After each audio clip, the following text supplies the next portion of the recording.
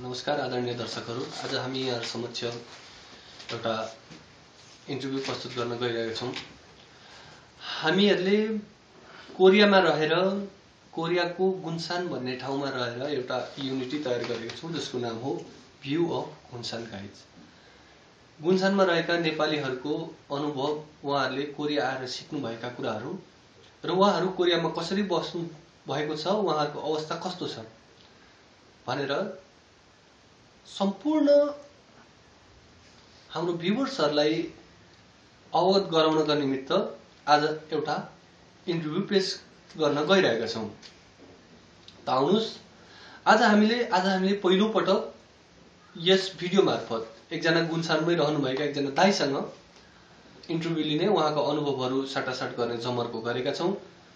उहाँको बारेमा भन्नुपर्दाखेरि विगत 2 वर्षदेखि कोरियामा रहेर श्रमिक जीवन बिताइराख्नु भएको छ। उहाँ आम व्यक्तिहरूभन्दा अलिकति छुट्टै लाग्न सक्छ तपाईहरूलाई। आउनुहोस्, उहाँको बारेमा धेरै भन्नुभन्दा पनि अगाडि उहाँको अनुभव, उहाँले सिक्नुभएका कुराहरू यहाँहरू समक्ष आज हामी प्रस्तुत गर्दैछौँ।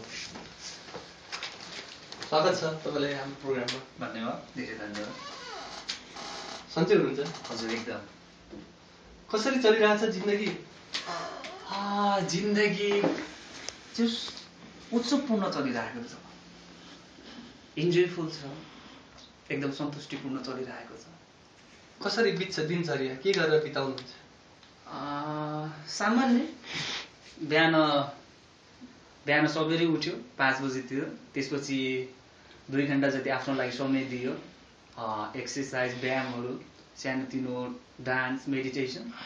त्यसपछि काममा जान्छु र राति 9 देखि 11 बजेभित्र कामबाट फर्केर आउँछु।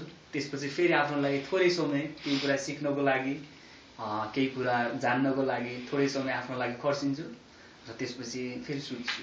यसरी नै चलिरहेको छ। मेडिटेसन भन्नुभयो तपाईँले, कोरियाको काम, त्यसै पनि संसारमा सबैलाई थाहा छ, संसारमा हुने नेपालीहरूलाई थाहा छ एकदमै गाह्रो छ भनेर भनिन्छन्। सजिलो काम पाउन यहाँ धेरै मुस्किल छ भनेर भनिन्छ। यस्तो काम गरेर पनि मेडिटेसन गर्न कसरी समय मिलाउनुहुन्छ? कसरी पाएको पर्छ? मेडिटेसन भनेर खासै मैले मेडिटेसन चाहिँ गर्दिनँ। जो आफूलाई चाहिँ सुधार्ने, आफ्नो इन्जिनियरिङ, आफूभित्रको सफ्टवेयरलाई चाहिँ डेभलप गर्ने र टाइम म्यानेजमेन्ट गर्ने। यही कोरियामा रहेर पनि हामी यही 12 घण्टा 14 घण्टा काम गरेर पनि केही समय चाहिँ आफ्नो लागि चाहिँ यदि इच्छा छ भने केही समय चाहिँ छुट्याउन सकिँदो रहेछ। विगत मेरो 3 वर्षको अनुभवले मलाई यही कुरा सिकाएको छ। अध्यात्म के हो? अध्यात्म के हो त्यो त मलाई पनि थाहा भएन र त्यो मेरो विषय पनि भएन। म त एउटा साधारण एउटा श्रमिकको रूपमा कोरियामा श्रम गर्न आएको हो र अध्यात्म त मलाई चाहिँ थाहा छैन। तर एउटा मान्छे जुन हामी हो, जति ग्रेसफुल्ली हामी बाँच्न सक्छौँ, जति उत्सवपूर्ण हाम्रो जीवन हुन सक्छ र जे हो हामी जुन आफ्नो स्वभाव छ, जुन हाम्रो चाहिँ सरलता छ, इजिनेस छ, चाइल्डनेस छ, हाम्रो भोलापन छ, लभ पनि, एउटा प्रेममय आफ्नो लाइफ छ, जीवन छ, नेचुरल सोच छ। जस्तै बच्चामा हामी जुन अवस्थामा थियो, एउटा बच्चालाई देख्दाखेरि तपाईँको आँखामा खुसी आउँछ। एउटा बच्चा, सानो बच्चा, निदाइरहेको बच्चा देख्नुभयो भने जो कसैलाई पनि खुसी आउँछ कि आउँदैन? हजुरलाई त्यस्तो खालको सरलता जीवनमा हाम्रो पनि एउटा अधिकार हो, डेजर्भ हो र हाम्रो स्वभाव पनि हो। त्यो चाहिँ सबै मानिसमा हुनुपर्छ र ममा पनि हुनुपर्छ र त्यो मेरो अधिकार हो भन्ने मलाई लाग्छ। सायद यो कोरियामा म बसेको र मेरो प्रयास भनेको पनि त्यति नै छ कि एउटा सामान्य मान्छे जुन चाहिँ पूर्ण रूपमा चाहिँ एउटा विकास होस्। धेरै ठुलो होइन कि म एउटा सानो मान्छे बन्न चाहन्छु र त्यही जस्तो लाग्छ मलाई। अध्यात्म भनेको त थाहा भएन, तर मलाई चाहिँ जो एउटा मान्छे चाहिँ जे हुनुपर्छ त्यो चाहिँ हुनुपर्छ भन्ने लाग्छ।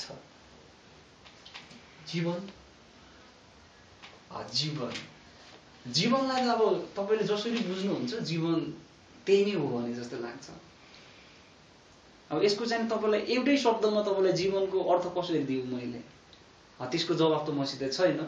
जीवनलाई त जिउनु पर्छ र जीवन भनेको के हो भन्ने जस्तो लाग्छ भने मेरो आफ्नो अनुभवले अहिलेको सानो अनुभवले अहिलेसम्मको अनुभवले बुझ्दाखेरि जति आफूसित सम्भावनाहरू छ त्यो सम्भावना र आफ्नो भित्रको पोटेन्सियललाई चाहिँ नि हामीले पूर्ण रूपमा चाहिँ नि जिउनुपर्छ र विकास गर्नुपर्छ भन्ने लाग्छ।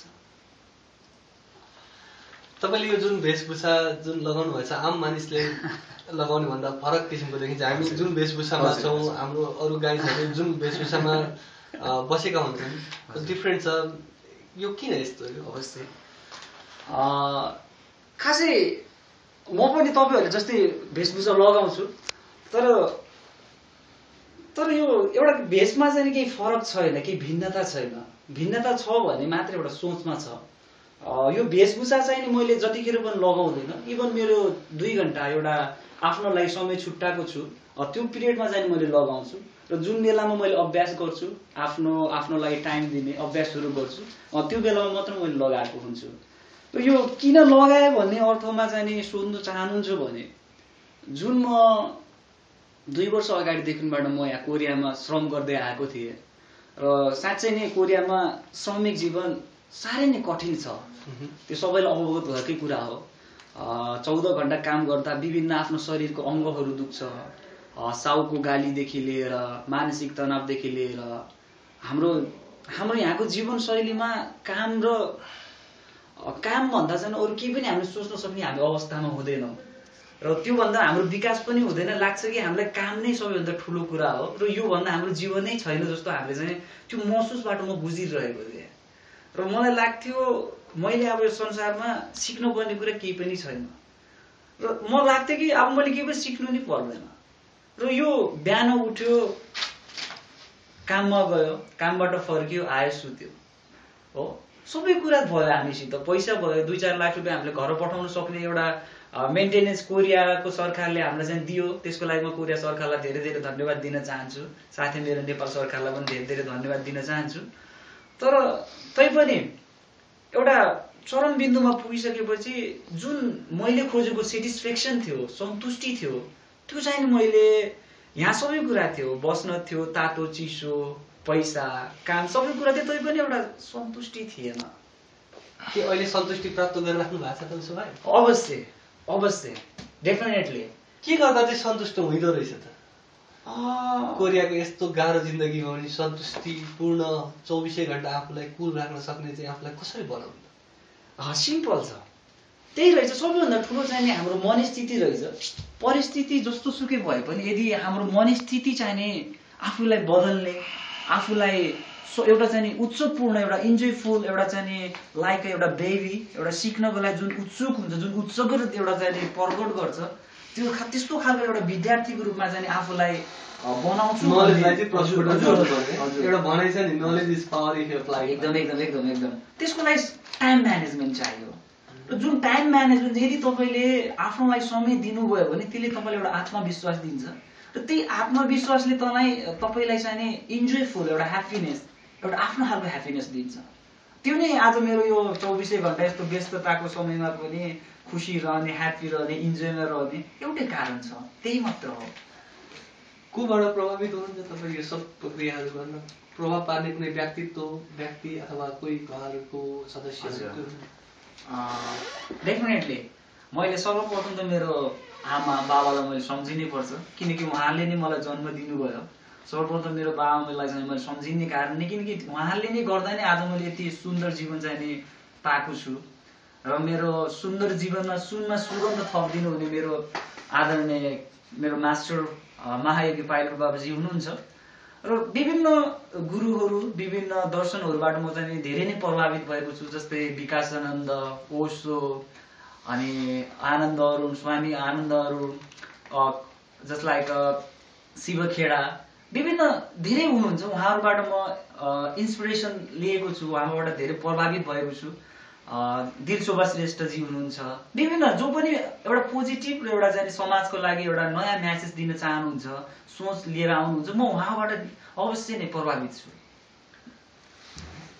कोरियाबाट नेपाल गएर के गर्ने विचार? त्यति खासै ठुलो विचार त छैन, एउटा सानो विचार छ। यो सायद म यो छुट्टीमा गएर केही आफूले केही जानेको सेयरिङहरू जुन मैले यो 4 महिना अघिदेखिबाट केही कुराहरूको मैले प्र्याक्टिस गरिरहेको छु यहाँ, जस्तै भनौँ अहिले मैले अभ्यास गरिरहेको एउटा ट्रेनिङ, एउटा चाहिँ कन्फरेन्स, एउटा चाहिँ नि ट्रेनिङ प्याकेज भनौँ, यसको एउटा ट्रेनिङ प्याकेजको नाम छ इनर सफ्टवेयर डेभलपमेन्ट अथवा इनर सफ्टवेयर इन्जिनियरिङ। यसको तात्पर्य के हो त भन्दाखेरि हामी सबै कुराहरू हार्डवेयरको डेभलपमा चाहिँ हामी लागिरहेको छौँ, बाहिर कुराको लागि मात्र म्यानेज गर्नको लागि हामी लागिरहेको छौँ भने इन्टरनल सफ्टवेयर जुन हामी भित्रको सफ्टवेयर छ त्यसको पनि एउटा डेभलप वाच र त्यसको चाहिँ अपडेटको एउटा चाहिँ विधि टेक्निक कसरी सुधार्न सकिन्छ, कसरी आफ्नो सफ्टवेयरलाई चाहिँ छिटो छरितो होइन एकदम प्रोसेसिङ चाहिँ आफ्नो शुद्ध रूपमा एकदम एक्टिभ रूपमा चाहिँ ढाल्न सकिन्छ, त्यो कुराहरूमा चाहिँ मैले यो विगत 4 महिनादेखि चाहिँ टाइम दिइरहेको छु। साधारण भाषामा भन्नुपर्दा हार्डवेयर सफ्टवेयरमा तपाईँले जोडेर भनिराख्नु भएको छ, आम मान्छेले कसरी बुझ्ने यो हार्डवेयर सफ्टवेयर? मैले त खास कस्तो मात्र भन्न खोजेको भने अहिले सबैसित कम्प्युटर छ होइन, त्यसको भाषामा मात्र भन्न खोजेको। तर सामान्य रूपमा भन्नुपर्दाखेरि हामी बाहिरको कुराहरू मात्र हामी जाने फोकस गरिरहेको छौँ, जस्तै पैसा, बस्नलाई, उठ्नलाई हो भने हामीसितै भएको कुराहरू जुन हामीसित अथाह चाहिने नलेज छ, ज्ञान छ, विज्ञान छ आफैभित्र, म चाहिँ आफूभित्रको इनर साइन्स, आफूभित्रको विज्ञान, बाहिरको विज्ञान मात्र होइन कि आफूभित्रको नै विज्ञानको मूल विज्ञानलाई खोज्ने विधि र त्यसको बारेमा चाहिँ खोज्न चाहन्छु र त्यही खोज्ने प्रयास भइराखेको छ। लगभग हामी कार्यक्रमको अन्तसम्म आइसकेको छौँ, अन्ततिर आइरहेको छौँ, हामीसँग टाइम एकदमै थोरै छ। अन्त्यमा के भन्न चाहनुहुन्छ? अन्त्यमा म सर्वप्रथम त म नगेनजी पर्सानजीलाई म धेरै धेरै धन्यवाद दिन चाहन्छु। उहाँहरूको प्रयासले, एउटा सानो प्रयासले पनि धेरै साथीहरूलाई चाहिँ एउटा नयाँ मोटिभेसन, एउटा चाहिँ नयाँ भिजन चाहिँ मिल्न सक्ने सम्भावनाको द्वार खुलेको छ। र म यति मात्र भन्न चाहन्छु कि साथीहरूलाई जीवनमा बाहिर मात्र सबै कुरा महत्त्वपूर्ण हुँदैन, आफू पनि एउटा महत्त्वको विषय हो र जबसम्म हजुरले आफूलाई चाहिँ डेभलप गर्नु हुँदैन, आफूलाई बनाउनु हुँदैन, तबसम्म बाहिरको म्यानेजमेन्टले मात्र तपाईँलाई सार्थकता दिन सक्दैन। त्यसै कारणले भित्र र बाहिरलाई ब्यालेन्स गर्नु नै हाम्रो जीवन लाइफ हो र त्यो नै चाहिँ सबैभन्दा सक्सेसफुल लाइफ त्यो नै बन्छ जस्तो लाग्छ। यही नै मेसेज दिन चाहन्छु। धन्यवाद छ, थ्याङ्क यू भेरी मच। आजको प्रोग्राममा तपाईँबाट केही सन्देश सबैजनामा गयो होला, आशा छ तपाईँको सन्देशले केही न केही प्रभाव पार्नेछ। र दर्शकहरू, आज हामीले राज संसार श्रेष्ठजीसँग रमाइलो कुराकानीहरू गऱ्यौँ र आउने दिनहरूमा पनि विभिन्न कोरियामा गुन्सानमा रहनुभएका साथीहरूसँग अथवा गुन्सानभन्दा बाहिर रहनुभएका साथीहरूलाई पनि समेट्ने कोसिस गर्नेछौँ। र यति भन्दै आजको कार्यक्रमबाट बिदा लिन चाहन्छौँ। नमस्ते।